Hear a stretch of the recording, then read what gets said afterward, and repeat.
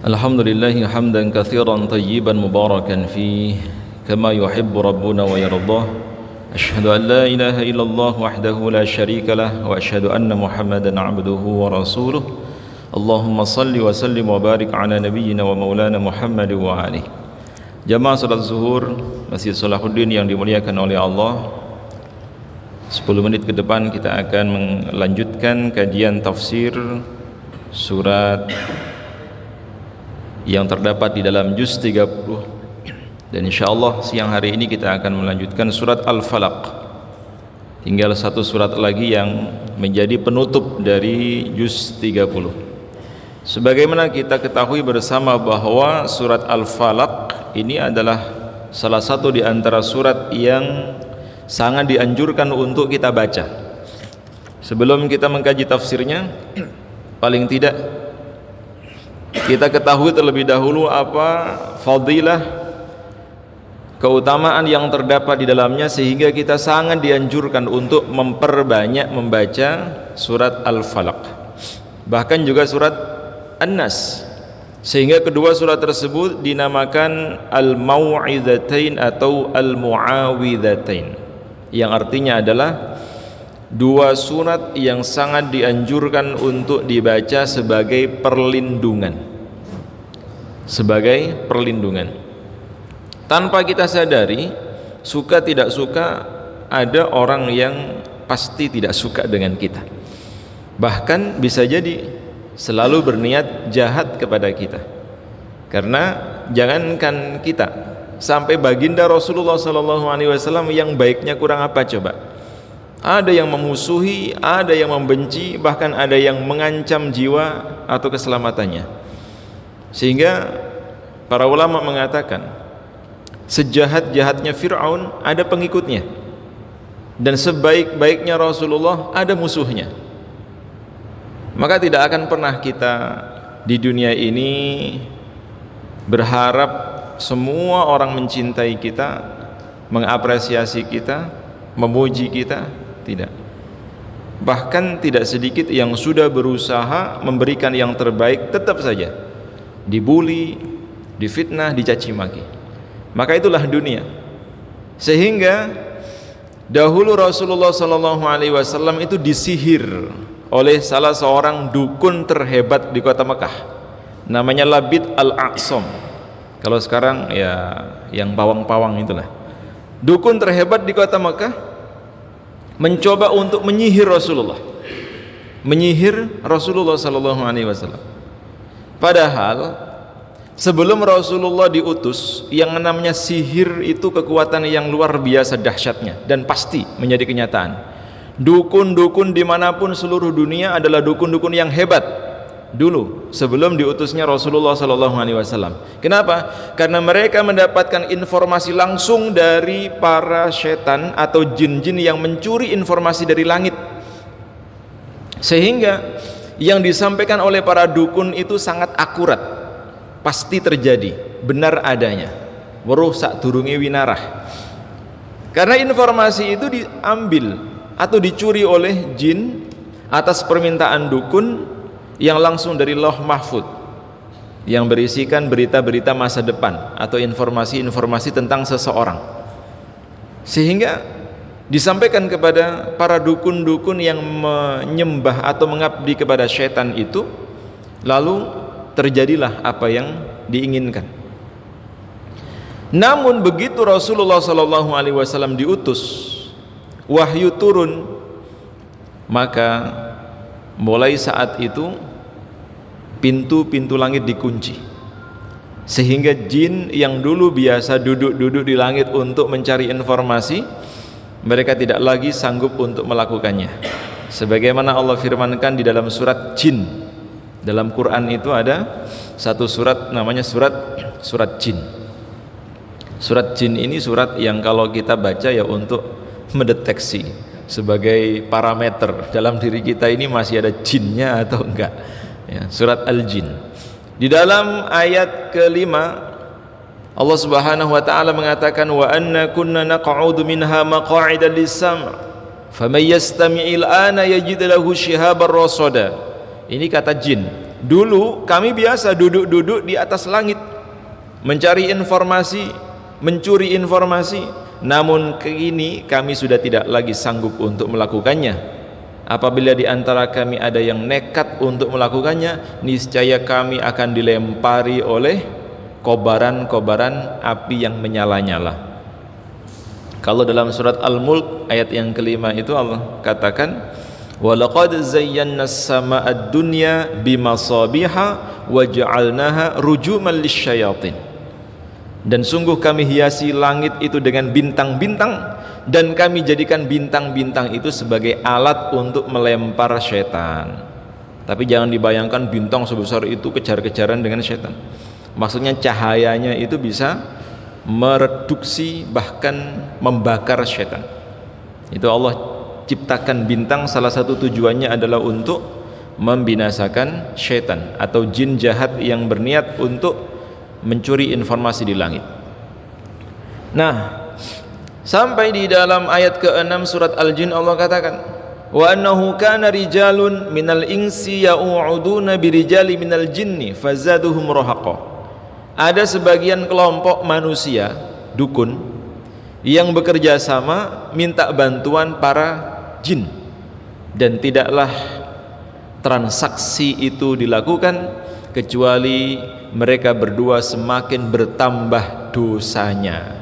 Maka dalam Islam, jangankan membenarkan atau mengikuti dukun, datang ke dukun saja 40 hari sholatnya tidak diterima oleh Allah, apalagi membenarkan ya, apa yang menjadi arahan dukun. Tapi masalahnya sekarang susah ya untuk membedakan mana ustadz mana dukun.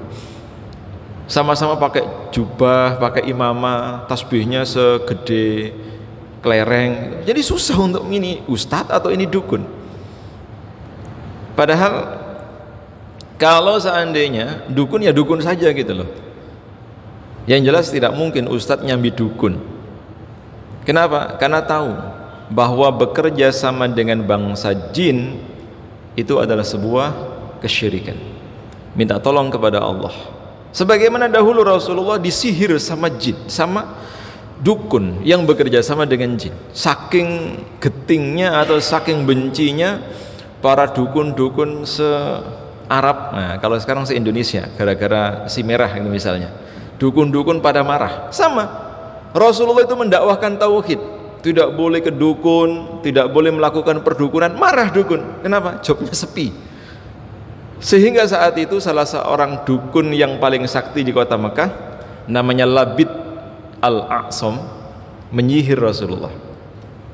Kalau sekarang menyantet Rasulullah. Apa yang terjadi? Apakah Rasulullah terkena sihirnya? Wallahu alam. Dalam hal ini para ulama berbeda pendapat. Ada yang mengatakan bahwa Rasulullah saat itu memang kena, tetapi tidak mengurangi kemaksuman Rasulullah, sehingga Rasulullah mengalami demam, ya, demam. Tapi ada yang mengatakan tidak kena, tidak mungkin, karena wallahu ya'simuka minan nas. Allah berjanji untuk menjaga Rasulullah dari kejahatan manusia. Tapi kalau nggak ada itu, nggak ada surat ini, tidak ada peristiwa itu, tidak ada surat Al-Mu'awwidhatain ini.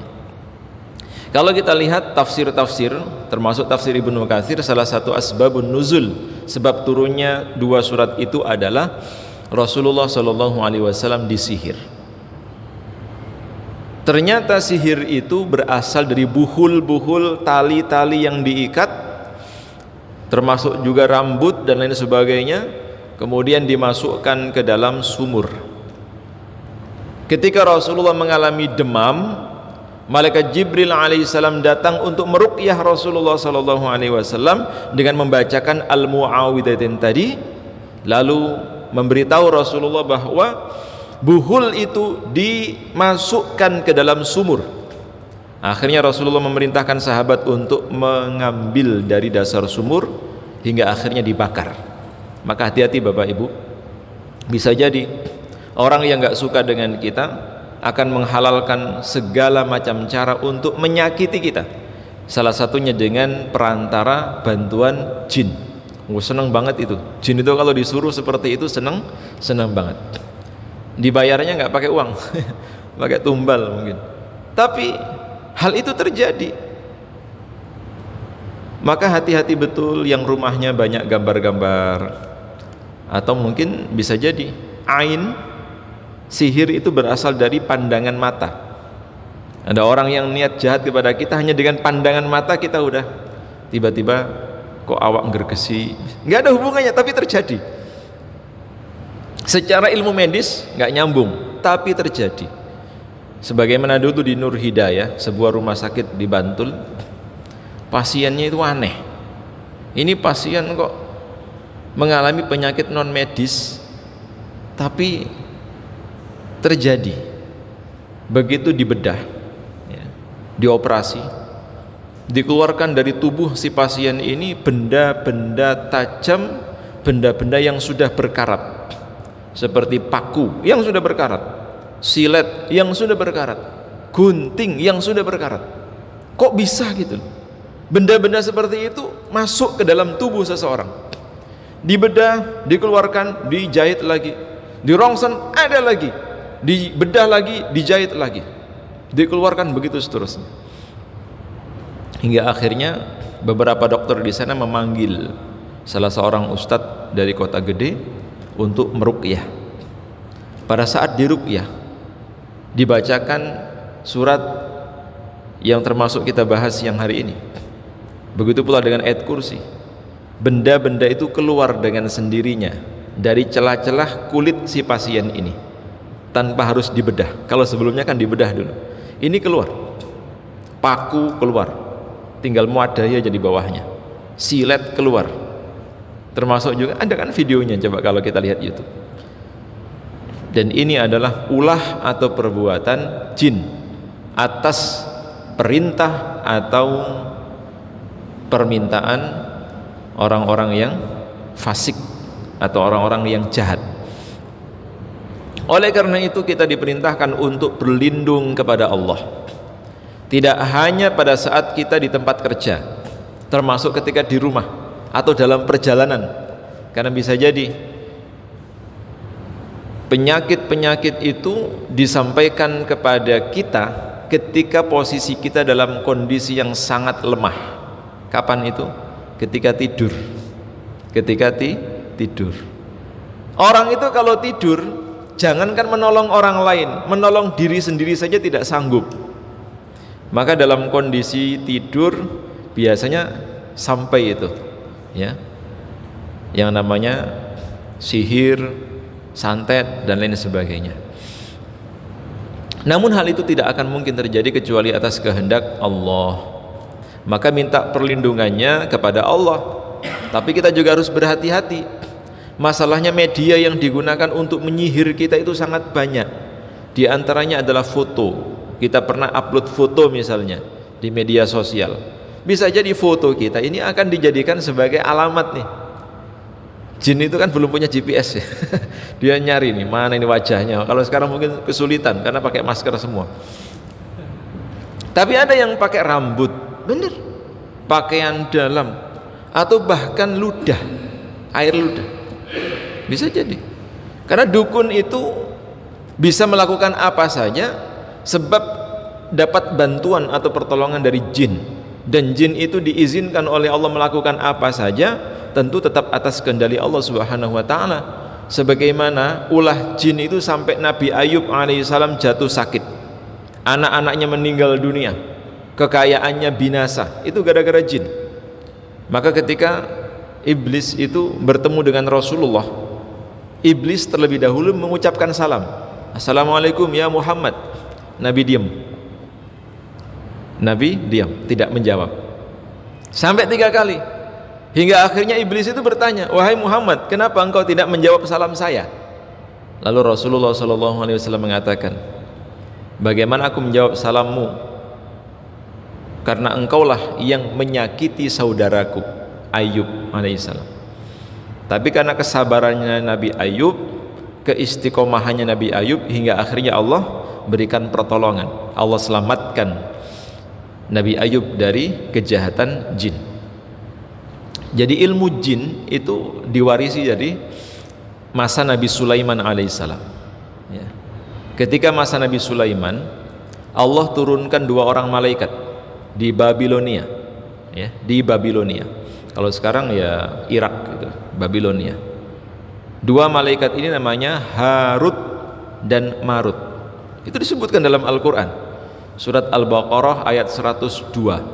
Kalau nanti Bapak Ibu balik ke kantor coba buka Quran, surat kedua ayat 102. Ayat ini sering dibaca saat ruqyah karena di dalamnya ada informasi tentang kelicikan jin pada saat mereka menyakiti manusia. Kalau kita membaca ayat ini, insya Allah Allah akan menjaga diri kita. Pasca peristiwa itu, Rasulullah SAW tidak pernah berhenti membaca surat Al-Falaq dan An-Nas. Bahkan beliau menganjurkan agar kita umatnya juga membaca di waktu-waktu tertentu. Kapan? Pertama, waktu pagi dan petang. Pagi itu setelah subuh sampai terbitnya matahari. Petang dari asar sampai terbenamnya matahari. 2 waktu ini kalau bisa jangan tinggalkan membaca Al-Mu'awwidhatain. Yang kedua, sebelum tidur. Jadi ini ritual Rasulullah kalau mau tidur. Kalau mau kita ikuti ya ribet, tapi kalau kita meniatkan untuk mencontoh Rasulullah dapat pahala sunnah. Apa yang dilakukan Rasulullah sebelum tidur? Beliau berwudu terlebih dahulu. Setelah berwudu, kemudian beliau berbaring di atas sisi kanan, sudah seperti orang yang berada di dalam liang lahat menghadap kiblat, lalu membaca Al-Fatihah, ayat kursi, termasuk dua surat terakhir tadi, Al-Falaq dan An-Nas. Setelah itu ditiupkan ke kedua telapak tangan beliau sekali saja. Setelah ditiupkan, kemudian diusapkan ke sekujur tubuh. Ini dilakukan Rasulullah sebelum tidur. Diusapkannya pada saat dalam keadaan berbaring, bukan duduk, bukan berdiri, tapi berbaring. Dan itu dilakukan Rasulullah setiap malam menjelang tidur. Karena kata beliau, siapa yang membaca 2 surat terakhir itu pasti Allah akan menjaganya. Kemudian yang ketiga, Al-Falaq dan An-Nas ini dianjurkan untuk dibaca di tempat-tempat yang baru kita tempati, bersamaan dengan bacaan ruqyah atau al-maqsurat yang sering kita baca, Bismillahilladzi la yadurru ma'asmihi syai'un fil ardi wala fis sama' wa huwas sami'ul alim. Yang kata Nabi, siapa membacanya niscaya Allah akan menjaganya. Karena waktu itu ada salah seorang sahabat datang ke suatu tempat yang baru terus digigit kalajengking. Kalau sekarang ya bukan hanya kalajengking, termasuk macam-macam lah. Lalu sahabat itu mengadu kepada Rasulullah, wahai Rasulullah, anggota tubuhku disengat kalajengking. Maka Rasulullah mengatakan, seandainya pada saat engkau akan menempati tempat yang baru itu membaca Bismillahilladzi la yadurru ma'asmihi syai'un fil ardi wala fis sama' wa huwas sami'ul alim, niscaya engkau tidak akan terkena sengatan kalajengking itu. Jadi musibah itu bisa dihindarkan, salah satunya adalah dengan memohon perlindungan kepada Allah Subhanahu wa taala. Maka sebelum kita mengkaji surat ini, ya insyaallah ya, pekan depan paling tidak kita ketahui keutamaannya. Ternyata dahsyat sekali. Yang kata Nabi, tidaklah Allah turunkan kepadaku 2 surat yang tidak diturunkan oleh Allah kepada nabi-nabi sebelumku selain daripada Al-Mu'awwidhatain, Al-Falaq dan An-Nas. Jadi 2 surat ini hanya diturunkan oleh Allah kepada Rasulullah, tidak diturunkan kepada nabi-nabi yang lain. Sehingga siapa yang membacanya, apalagi memahaminya dan mengamalkannya, bukan hanya dia dijaga oleh Allah, selamat dunia akhiratnya, selamat dari mara bahaya, kejahatan manusia, kejahatan orang yang tidak suka dengan kita, sirik dengan kita, apalagi mungkin ada persaingan jabatan dan sebagainya. Insya Allah kita selamat tuh, dilindungi oleh Allah, dijaga oleh Allah, dipelihara oleh Allah. Tidak hanya itu, bahkan sebagaimana pekan kemarin saya sampaikan, bahwa Allah begitu mencintai seorang hamba yang ketika melakukan sesuatu dilakukan secara terus menerus meskipun sedikit.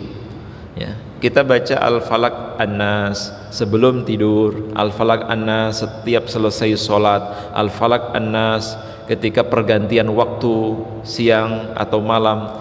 Maka yang kecil tapi kita lakukan kontinu seperti itu akan menambah dan menyebabkan mahabbah, rasa cintanya Allah Subhanahu wa taala kepada kita.